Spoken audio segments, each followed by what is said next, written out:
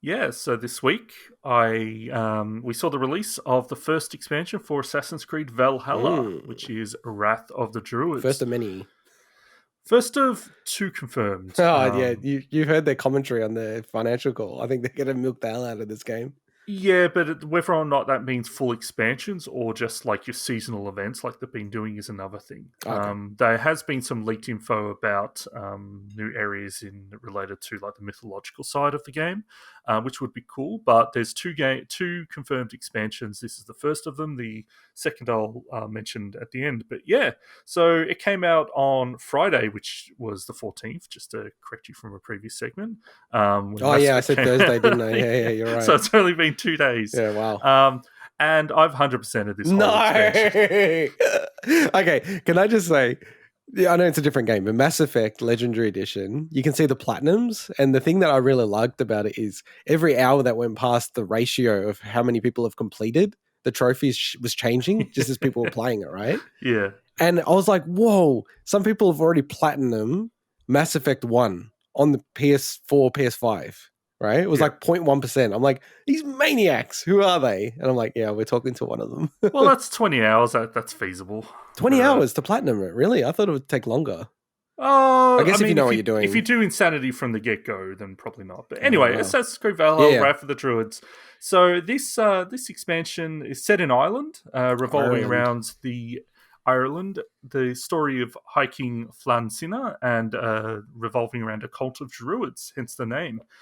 You can undertake this quest pretty much at any point in Valhalla's main storyline. It's very separate from anything that's going on in the main quest over there. And from a storyline perspective, the scale of the story, of the narrative, is actually pretty big. But it does, I will say, play out pretty predictably. There's some fun characters.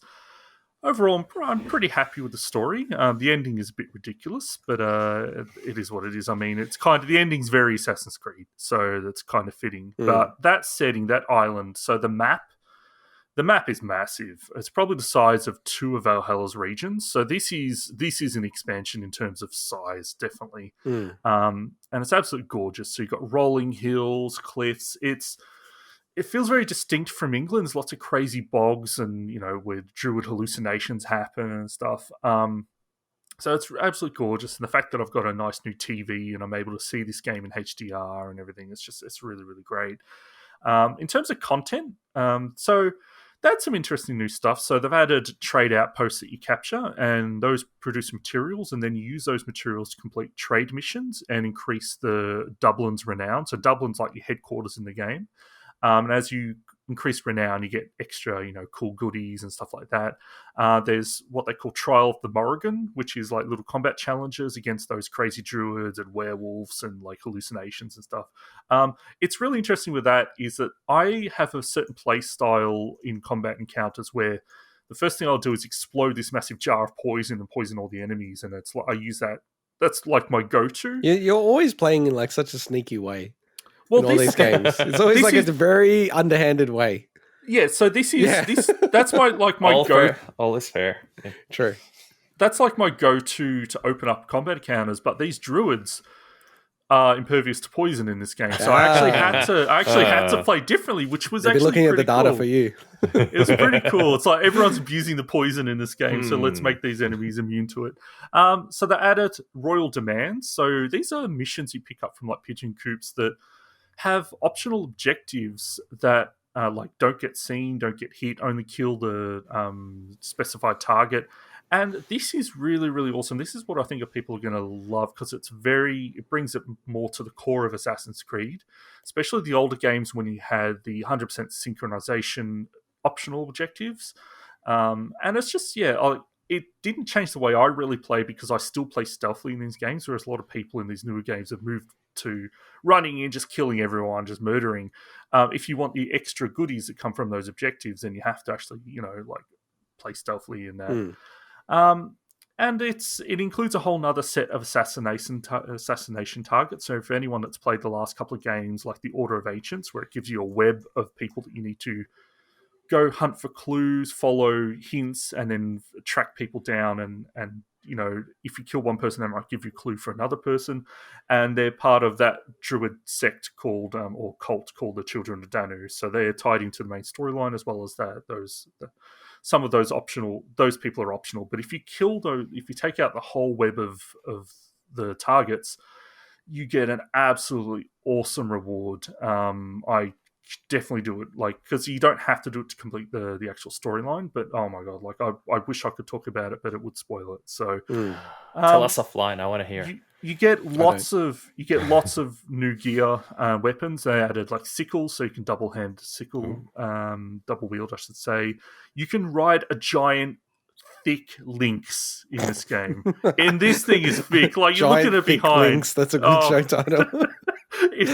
And I'm so glad that they made it so you can ride something other than the stupid horse. It plays the exact same. The icon on the stamina still has a little picture of a horse, but you're riding this giant thick lynx. It's awesome. And they also brought some of the canned stone puzzles and standing stone puzzles back, but they're all easy in this one. I enjoy them. So the other thing, I just want to mention, while it's not technically part of this DLC, some of the recent updates I hadn't got to yet, so I just wanted to give some thoughts around that. So they had a whole bunch of new abilities, which are actually pretty good.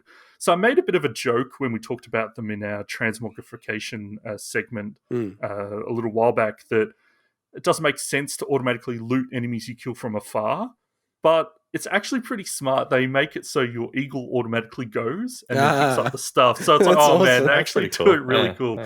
There's some prick who's in a boardroom and they're all on the whiteboard. How the fuck are we going to do this for these pricks out there like Swinny? They've probably just got your image. Fuck him with a poison. Got to make these fucking pricks impervious to poison. Oh, fuck. He's going to ask us. He's going to put us in his review. He's played every fucking one of these games, the prick. And... about the transmogrification, when that stuff came out, they're like, it costs 50 silver to do this. Man, now that I've gone back and kind of realized, because it'd been a little while since I played Valhalla at that point. I couldn't remember exactly how much silver you got all the time. Man, it's nothing. I had 20,000. No, it's just the main currency in the game. It's cost nothing. It was such an overblown thing. Oh, wow. It was really nothing. I'm like, oh my god. I even mentioned that, they should have done better with this. It's absolutely nothing in the game. Okay. So yeah, just look, overall, honestly, this is actually one of the best DLCs they've ever put out. Wow, okay, be cool. Yeah, it's just, man, the amount of content, the size, it's just really, really cool. It is very expensive. It's about $38 if you just buy it by itself. But you are getting about a 15 to 20 hour experience out of it. So you're getting almost the experience of a whole full retail game in terms of the length of it. Now, I know length isn't always the way you judge performance. Yes, it is. Well, yes, it is. In my case, it is. But look, honestly, a lack thereof. If you want a more Valhalla, you'll love it. I just think, I do think the Fate of Atlantis DLCs for Odyssey are probably just above this in terms of just. You had to bring Odyssey back in. You have to bring in the negativity. The negative comments are going to come. So wait, Swinny, can we map this out? So Valhalla, that's a $70, $80 game in Australia, yeah? Well, I mean, it was 100 when it came out, so. Yeah, but you can get it pretty easily for $80. Yeah, but I like to judge things based on what the actual cost was when I purchased it. You paid it for $100. It was more than $100 because I got the season pass with it. So yeah, no, but that's what I want to break down. So season pass will include this and then the next expansion? Yeah, the next expansion is the Siege of Paris, and I can't remember when that's due. I think it is still due for this year. So okay, interesting. Yep. And so that's $60 Australian. The Druids is 38-ish. So probably, if you're into the expansions, makes sense to buy the season pass, would you say? Oh, 100%, easily, yeah. Ubisoft will be so happy with you, by the way. So this, look, really, really, a lot of fun. As I said, I 100%ed it. It was a bit of a ride. I started playing it a Friday evening and finished it at midnight last night. It was 16 hours. So yeah, I don't know if you heard that, Mike. Because I think you were off the show at the time, but yeah, he's got this DLC and he's already beaten it 100%. Jeez. So it's good. What's interesting, they've actually added these two achievements that you cannot get yet. So it's kind of annoying, but they've actually changed it. So they're revolving around these mastery challenges that are coming in a separate free update. Yeah. But the achievements are tied to this DLC pack. So I'm like, does that mean you have to buy the DLC pack to be able to get that? It's really, really odd. But they said free update, right? It's free update, but generally you only get access to the achievements of DLC pack if you own the DLC. So okay. It's really weird because they updated and changed it to upcoming achievement. Oh. Like that's what it's called. It was called something else and they changed it. So some people are annoyed because they can't complete the DLC yet, but it's like whatever. It'll come down the line. I love how OCD people are in the achievement space, the Chivo anyway, space. Wrath of Druids, if you love Valhalla, you'll love this. Now you know that I'm a huge Game of the Year edition buyer, so I wait until you get a collected version, all the DLC included, rah rah rah.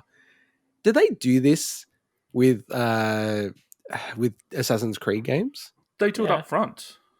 What do you mean? So they don't wait anymore. You buy the special version that's got it all included. But I want it for cheap. So they'll just go on special. You'll get that version on special later. But then they put that stuff on special. Now I know you obviously want physical stuff, but generally a lot of that stuff goes on sale digitally. A lot of those packs are only digital these days. Because I've been looking to pick up Odyssey as a bit of a joke and meme. But I can't find a version that's got everything included. So, yeah, maybe I'll hit you up, Swinny. What do you mean? There's plenty... Oh, yeah, they're all digital. That's why. Yeah, I don't like digital. So, okay, cool. All right, thanks for that, Swinny. So, big recommend for you if you liked Valhalla and you want more, worthwhile getting. Yep. Thanks, Beautiful.